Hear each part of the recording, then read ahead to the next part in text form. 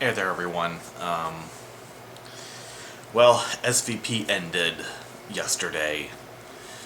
The big conference I wanted so much to see is finally over. You know, in some ways I'm sad, but in other ways I'm relieved. We'll get into those a lot in a minute, but yeah, because today, the after party for the awards dinner was at. It ended at 1 last night, although there were still people there. So I left about 1:15, got here about 1:30, took the meds, went to sleep, and I didn't wake up until 12:30 or 10:30 this morning. And yeah, I actually spent most of this day just sleeping because I guess I'm just trying to get caught up, not just because I got to sleep really late last night, but also just trying to get caught up on what has just been this non-stop trip for me. And let's see, to get so I guess we kind of start with the good. I guess that's what they always say, start with the good, the positives. Lots of interesting talks, lots of interesting posters. You go to this. You go to this conference to learn about the latest in paleontology, vertebrate paleontology specifically, because it's a society for vertebrate paleontology. And again, like I said, just saw lots of stuff like that. I can't exactly talk about them. That's part of their privacy policy, but I figure I can at least talk about them to the extent of the abstracts in the program.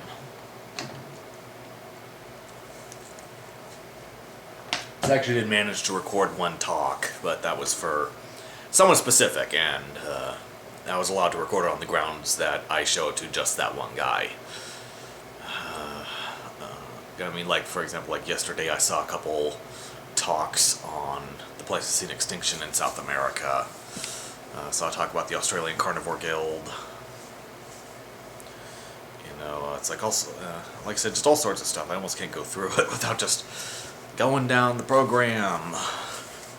So I mean that was great, and it being at the Hyatt Regency in Dallas meant that I was also able to go take a walk over to Dealey Plaza, and I didn't have my video camera at the time. I wish I did, so I could show you guys that in real time. For those of you who don't know, the few who don't know, like say like foreigners, Dealey Plaza is where President John F. Kennedy was assassinated in 1963. And I mean, it's all the same there. Even the book depository, as you can imagine, is no longer the book depository. It's now, I think, a county administration building, but you can still look up and see, the window on the corner of the 6th floor where Oswald took his shots. And they've erected a couple of little memorials. They've actually put an X out on the street where Kennedy was actually shot. When his car passed over that X was when Oswald plugged him. And of course you have people going out there to take their picture on the X when traffic is lax, which is a bit easier because it's a one-way street. But naturally I just went out there to take a picture of, the book depository from, again, the spot where Kennedy was shot. And, of course, I sent my friend and my cousin a picture from the grassy knoll where the conspiracy theorists think there was a second gunman. And speaking of which, the conspiracy theorists, as you can imagine, were out in force. I imagine they always are in Dealey Plaza, trying to turn a national tragedy into a grotesque, demented fantasy of theirs. So, there was that.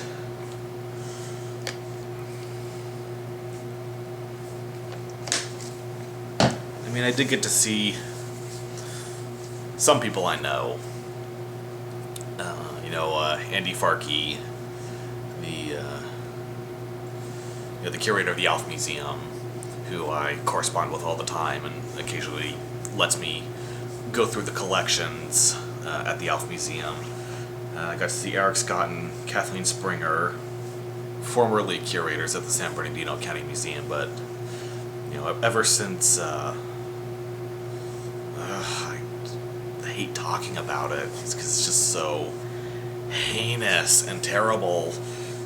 Ever since that interim director completely destroyed the museum, they're no longer there. But I mean, they're still kicking though, just in different venues now.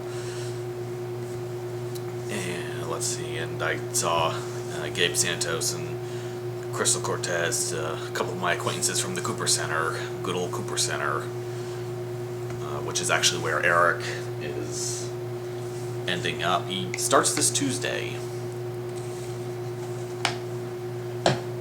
Hit the ground running. And Santos, Cortez.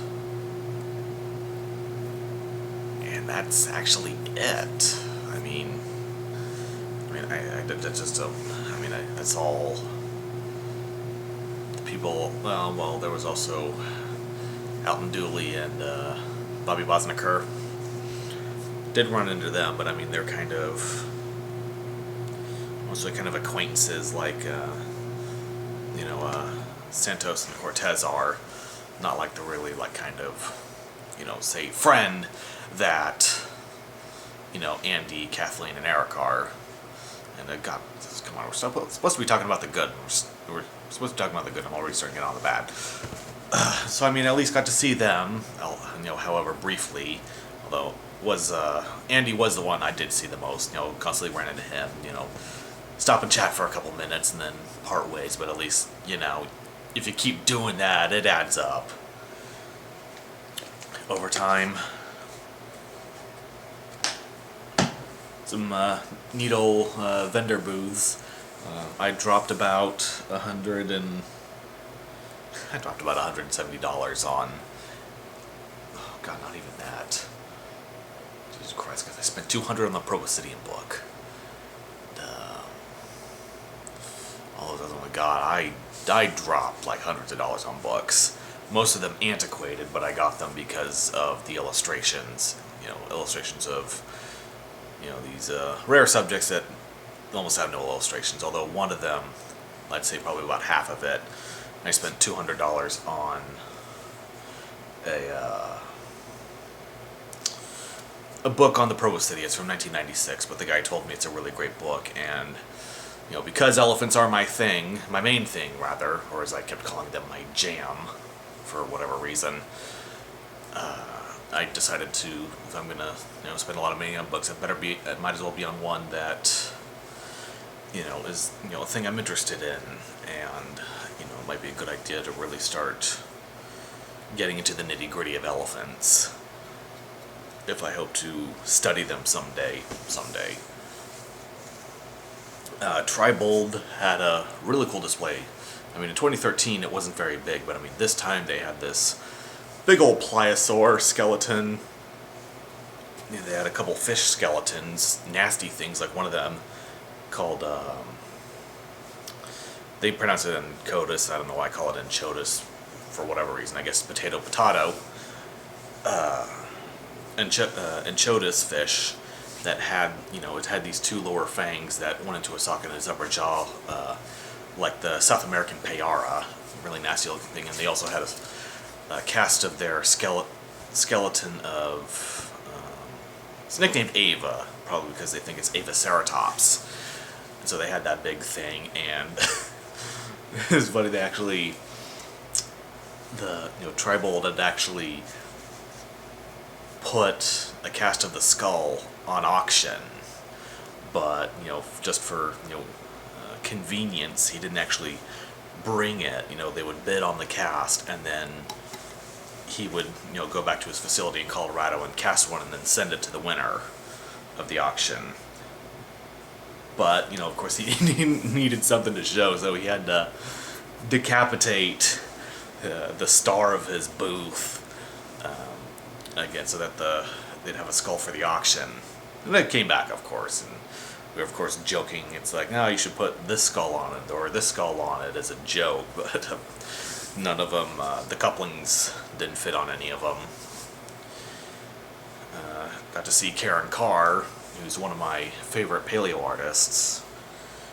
You know, it's just because, I mean, you look at her work, and of my 4 favorite paleo artists, you know, Mark Hallett, Mauricio Anton, Raul Martin, and Carr, hers feel the most artistic. And kind of what I mean by that is that they feel like an old-time traditional painting. Like, you can look at these, you know, occasionally you can look in the work and see almost a bit like a smudge. But that feels like a brush stroke, you know? She apparently liked that opinion, though.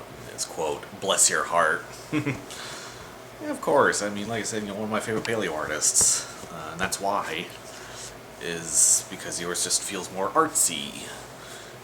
You know, whereas Mark Hallett's work has kind of a gritty realism to them. You know, I mean, I have these 4 artists, and, you know, of course I like them for different reasons, because they each, you know, kind of have their own unique style of art. You look at paleo art, it's like, no two are really the same. Well, except for, you know, the amateurs who just take a modern animal and Photoshop it to look prehistoric. Oh, those are just awful looking. Ugh, awful. I mean, I'll take Charles, you know, even though Charles R. Knight stuff is, you know, outdated by about 100 years, it's still better than that Photoshop crap. Because at least he actually tried to make it look like a real animal. Let's see, so there were the vendors. We talked about Dealey Plaza. Got to see, you know, the few folks out there who actually know me. Oh yeah, because, yeah, speaking of which, you know, I'd asked my friend, she's going to UC Stanislaus to study geology, and I asked if she was going to come because Julia Sankey teaches there, and, you know, she's been making a presence at these conferences, you know, with this new geo program that she's launching there, but unfortunately she didn't get to go. She said she's more on the geophysical side of things, though not sure why that matters. I mean, you can be a geologist and still do paleontology. I mean, you can do biostratigraphy, you can do paleoenvironment, you can do mapping, you know, that sort of stuff. And so when you get so yeah, like I said, I wish I could have seen her there. I mean, you know, she's smart, she's pretty, and she seems to be one of the only people of the opposite sex on the face of this earth to actually give a crap about me, so I'd say she gets my official hubba hubba stamp. And no, that was not at all creepy. So, okay, that's essentially, like I said, one more good thing, though, was the welcome reception at the Perot Museum in downtown Dallas. And their display, like, didn't so much talk about this or that, but kind of talking about how we know, or how we try to figure out past worlds. And this is what I think was actually the most genius part of the exhibit, was how they just took several modern animal mounts and put them in the exhibit. Like, for example, they had 2 ibexes fighting and a moose to illustrate how, you know, these modern animals use this elaborate headgear for a contest between members of the same species. So maybe that's what ceratopsians were doing. In a display with Troodon, they had an owl because Troodon's large eyes make many think it hunted at night. And so that kind of thing. And like I said, I think that was a really great idea. You know, how we can to illustrate how we can use the present to understand the past. Although there was their skull of Nanoxaurus, their dwarf tyrannosaur from Alaska, of course, had that infernal painting that shows a fully feathered dinosaur wandering a frozen wasteland. And I hate it, not so much for the feathers. I mean, I can understand feathers on Nanosaurus because it lived in the Arctic, but it's really more about the environment they put it in. It's just this, you know, it looked like Hoth from Star Wars, just this snow-laden wasteland. Except that's not what Alaska looked like. One paper I read said that 200 species of fossil plants are known from the late Cretaceous of Alaska. So, I mean, it was obviously a kind of a more boreal forest, like you see in kind of Alaska today, or maybe kind of like in the south of the southern edge of New Zealand, or something like that. So, I mean, if that thing even was fully feathered, I imagine it was only as a winter coat. I imagine, the extreme snow was only in the winter. And so that should have been a snow-covered forest like you see in, like, the Rockies during the winter. And then Nanosaurus would have shed those feathers in the spring, I think. But considering this thing is known from only 3 fragments of a skull, and the mine they got it from has since collapsed, unless they can... I mean, I can understand why they did mining, but, I mean, did they even buttress the mine? But, so, I mean, why don't they just... I mean, they know what layer it's at, so why don't they just... Or would a strip mine be out of the question? I don't know, it's way up in the middle of buttfuck nowhere on the north slope of Alaska. I don't think anyone's gonna notice up there. And so basically they had dinosaurs from Alaska and Texas, because, they're in Texas, so naturally they'd have Texas fossils, and, because that's where the paleontologists have been doing all their work these days, is up in Alaska. So I got to see those. Obviously I was a little more fascinated with the Texas stuff, because when I come to Texas, I want to see Texas. That's what the Panhandle Plains Historical Museum was really good at.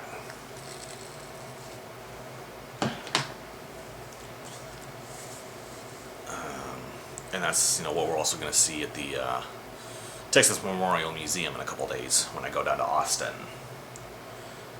Not as much mammal stuff, but I wonder if that's... I mean, do they have much mammal stuff from Texas or Permian or whatnot? Because, they had a little bit, but it seemed mostly focused on the Mesozoic, but, if that's what they want to do, that's, of course, up to them. So, the Puro was really cool. But, with things... It seems never things can go, like, just so swimmingly for me. There's always got to be the hitchback. Hitchbacks. So, okay, maybe we can stave off the bat a little more. I did get a couple, possible future prospects there, because, I talked to the nice lady running the booth for Indiana University Press. She gave me, a card, because I told her I have all these book ideas, but I've never actually gone through with them. Because I don't know, but she gave me a card saying that if I wanted to pursue that, to go ahead and contact them, and they could possibly be my publisher. And I got quite chatty with Karen Carr, because I told her I have all these book ideas, and they said, and I told her, because I think I'd like to have Mauricio Anton do my book on California fossil vertebrates, if I can get him. But, she did illustrate the book Lone Star Dinosaurs, and so I told her maybe she could do my book on, the fossil vertebrates of Texas. And she lives in New Mexico right now, so maybe she could also do my book on New Mexico's fossil vertebrates. So yeah, she gave me her card. Because it's just something, I don't know, because a couple of years ago I actually did start typing something out. Maybe I should try getting back into that. Just keep plugging away at it and see what happens, maybe. But yeah, anyway. So, on to the bad stuff. Just kind of it's really just the the kind of social scene. I mean, I've never done very good with that because I mean, as I told you, I got to see my friends, but didn't get to see them very much. Like I said, Andy, I saw him, sporadically, but I mean that would be enough. That I say, yeah, I did see him quite a bit during the conference, but Kathleen barely, and Eric barely. I mean, didn't even really get to sit down and chat with Eric, because I mean I haven't talked to either him or Kathleen since May when we did the Joshua Tree field work. And because I mean that's kind of, that's the trouble I was having here. Is like it seems like everyone has their little groups of like friends that they go to, that they walk around with, that they just sit and chat with, and I mean all my friends and acquaintances had that, and so I mean it's just like I'm just wandering, clinging to whichever one of them as they're like in another conversation, or I start to talk to them and someone they know comes up to them and they start chatting. But I mean, because I mean you ever heard the phrase social butterfly? Well, I think here I was a burr. I just blown around, clinging onto something for a while before dislodging, blowing around, clinging on to the next person conversation. I was a social burr. And because I mean like the after party, or the awards dinner, I was third person in line, well fourth because Jack Horner cut. But anyway, but yeah, I was the third/fourth in line to get in. And so, I picked this really nice table. It's right up front, right in front of the screen, And I was all by myself. This whole table, just me. I guess it was some kind of dumbass experiment. I mean, would the people I know come and join me? No, they went and did their own thing. Eric was he was actually a table over, but of course again doing his own thing. Made eye contact like once. And so basically, this big group from the Midwest, mostly Michigan, came and sat down and, had a little bit of small talk with them, but mainly, again, I was just kind of the fly on the wall. And for the after party, I basically just sat around. I mean, I just watched everyone go by, socializing, doing their thing, just, sitting there, waiting for anyone to at least even acknowledge my existence. And because it's crap like this, that, happens, and, people were constantly asking, why I changed my name tag, because, I mean, I was nowhere, man. I was going nowhere in that conference, sitting around waiting for nobody. I mean, you've heard the song. If you haven't, you need to. Not just because it's a great song that really speaks to me, but also because it's the freaking Beatles, and if you've never heard the Beatles, then how can you even qualify as being alive? Because, I mean, like I said, how do you meet new people? This sort of thing. I mean, I met a couple, but again, that was kind of through my friends. I mean, you can't just, do you really just, like, walk up to someone? Because, I mean,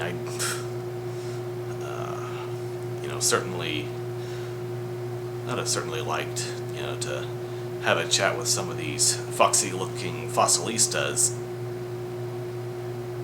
Did I really just say that? Oh my god, I am the worst. Fossilista. I'm fucking...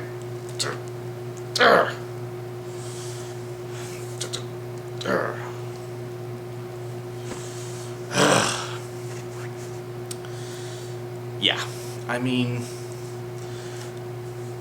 do they just like see this person sitting all alone and think, oh, he must be weird or he must be antisocial, let's leave him alone? I mean, does it ever occur to anyone that maybe that person's in distress of some kind?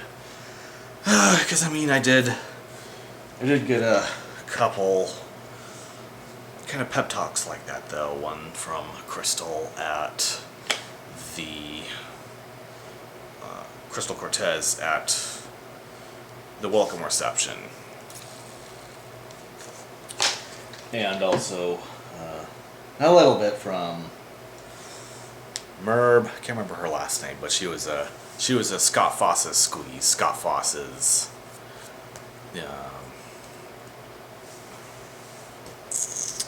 I believe he's with the BLM now, BLM paleontologist. And so he brought his squeeze in because that was something else, is like, especially for the awards dinner, some people brought their girlfriend slash wife slash husband, that sort of thing. And again, I'm all alone, all by myself. I mean, I always am, I feel like, but, it seems like especially on this trip, and especially at this conference, I'm in a room with hundreds of people, and yet I feel like I'm by myself, and, some great void, waiting around for nobody.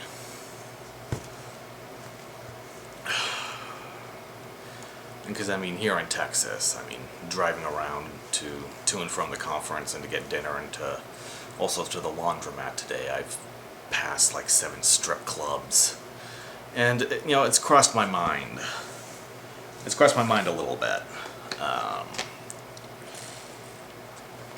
Just go in there, drop a couple $100 on some chick who's just trying to lap dance her way through college, and it really eats away at my soul, that I have to go through life alone and all that. But I at least like to think that not even I'm that desperate, that I'll just go pay for it, even though Uncle Lee did offer that once to me, but he's just a character like that. So anyway, and so yeah, like I said, that's just the social scene. For me, it's ironic. I guess it's ironic that, not being able to go was partly what, compelled me to do something very, very bad a couple months ago. And yet, I did get to go, and it's stirring those feelings again. Because, not just being lonely, because, the only person who actually did approach me during the after party was, of course, Eric. Nice Eric. Because he wanted to swap name tags. Apparently that was something they were doing, but I wanted to keep mine because, just that little, what I did to it, spoke volumes. But he said he'd catch up later, then I never saw him again. But and then Farkey did come by and actually gave me a pat on the back and said, if I don't see you again, hope you have a good drive home. Good old Andy, always comes through for me. But I can understand what is going on. All these people, catching up with, their friends and stuff. I can understand why they have no time or even any interest in me. They all have their lives and their people in them. I don't really have one.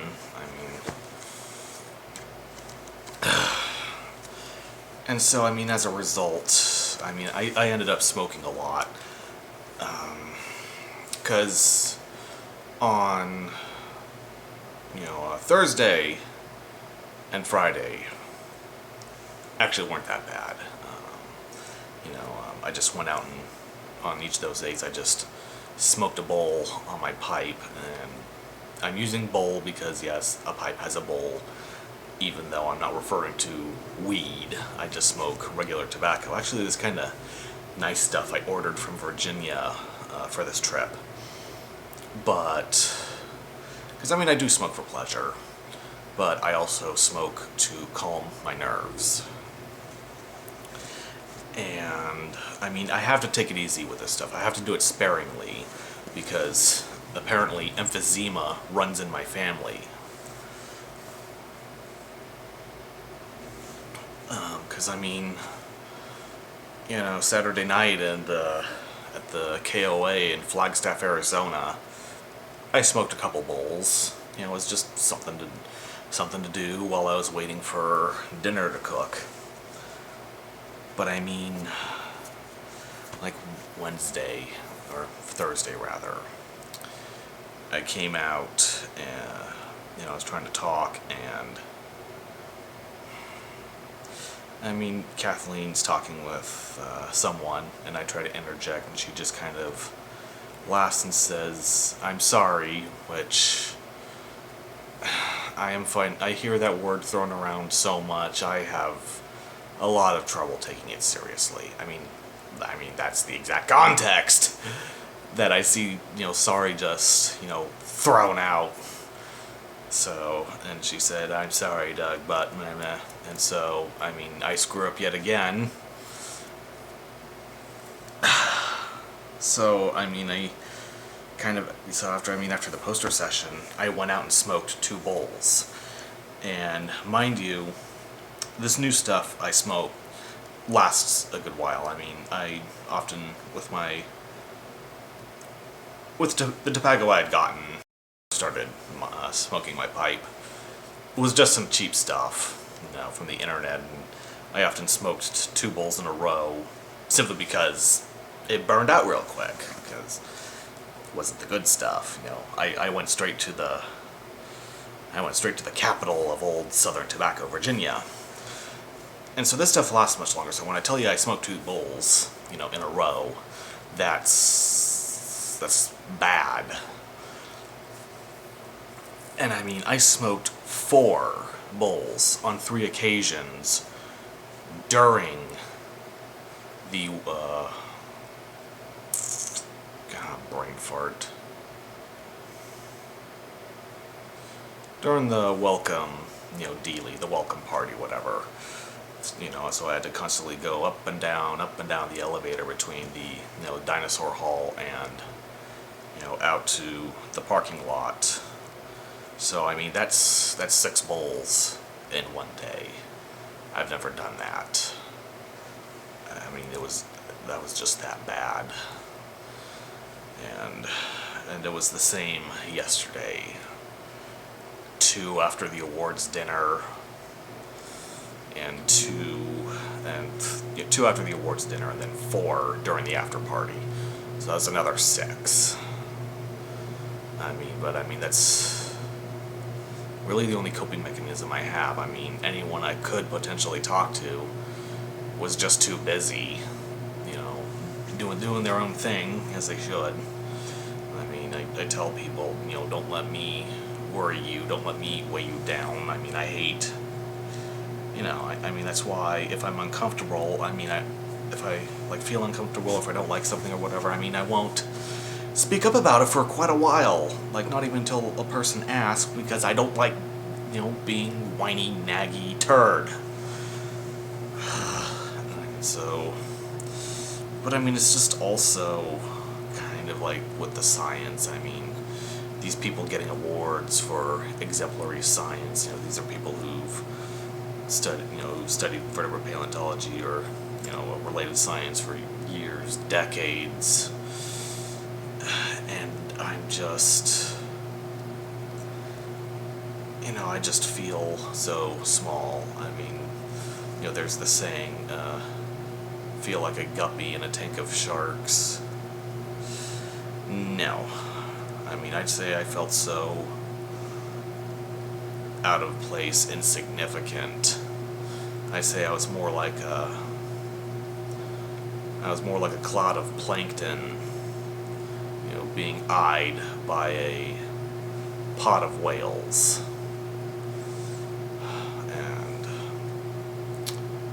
think the battery's about to die, so one moment.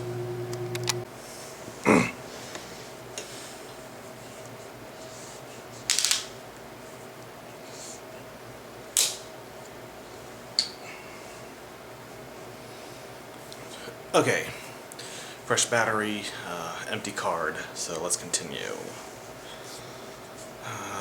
Oh yeah, just, like I said, lamenting how I feel among all these erudite scientists. Like I said, I don't feel so much like a guppy in a tank of sharks, but, you know, a little bit of, I feel like a single krill. That was the analogy. I feel like a single krill in a pot of whales, you know.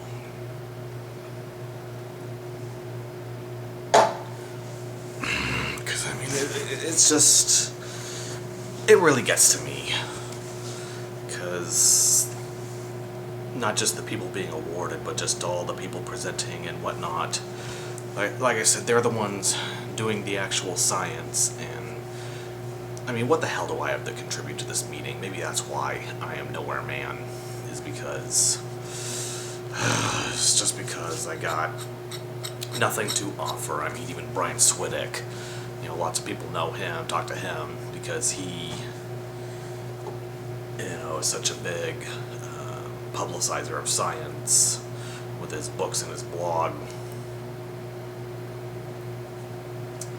You know, hell, there are even people taking pictures of his tattoo. He's got these, you know, Ceratosaurus and Allosaurus, I think, tattoos right there. And, you know, of course, if only people knew of my, you know, my dueling marsupial lions or, you know, my museum logos.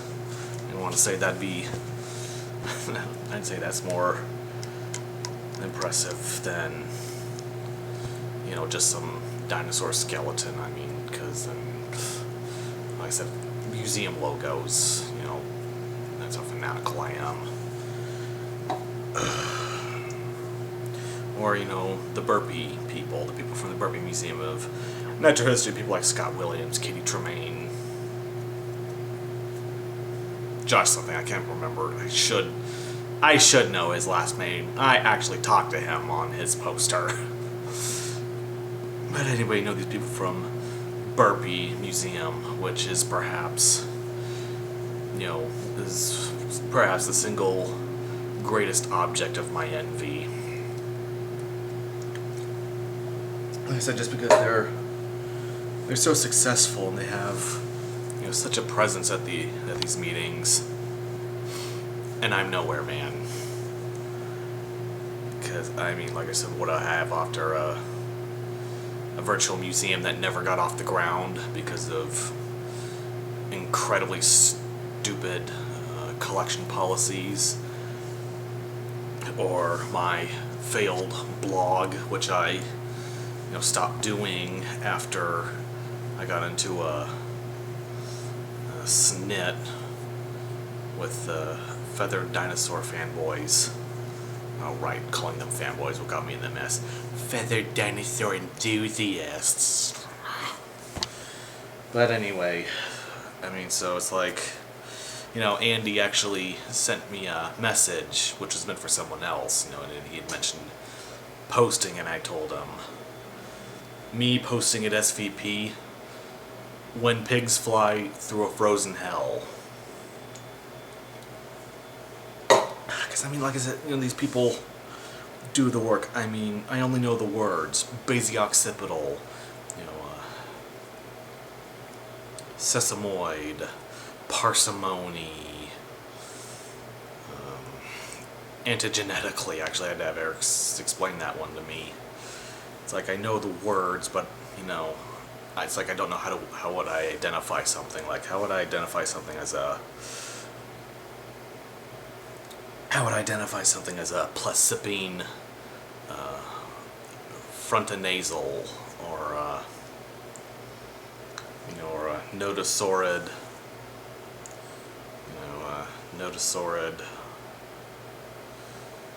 transverse process. You see what I mean? God, I can't even string them together. Oh my God.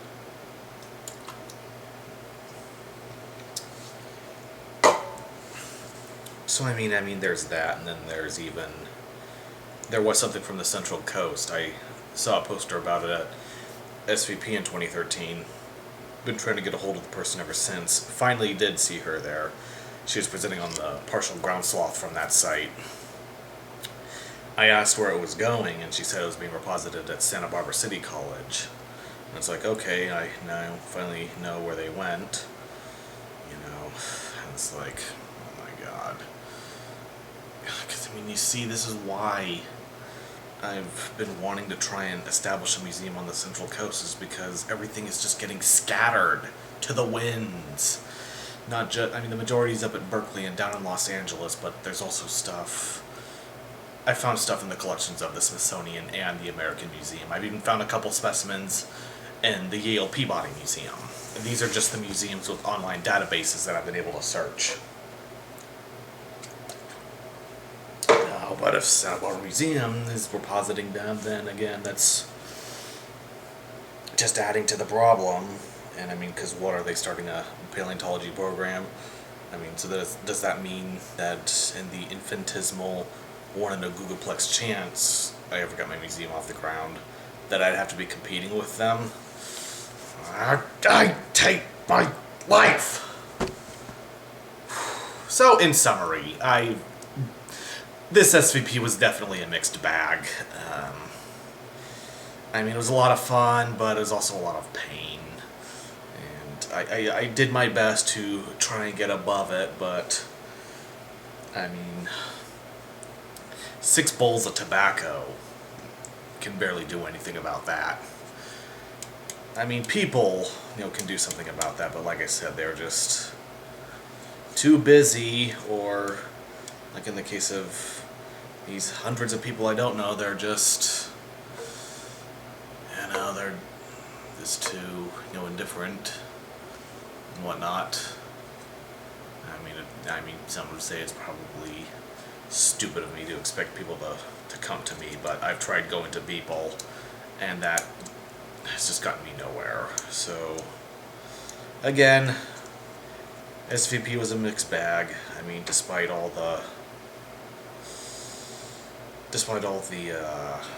anguish, you could say, it caused me. I mean, I'll definitely be going back next year, because just on that point that I forgot, I was looking on Facebook, no activity for me as usual, as again, who gives a rat's ass about me? Except Auntie Jean. Thank you very much, Auntie.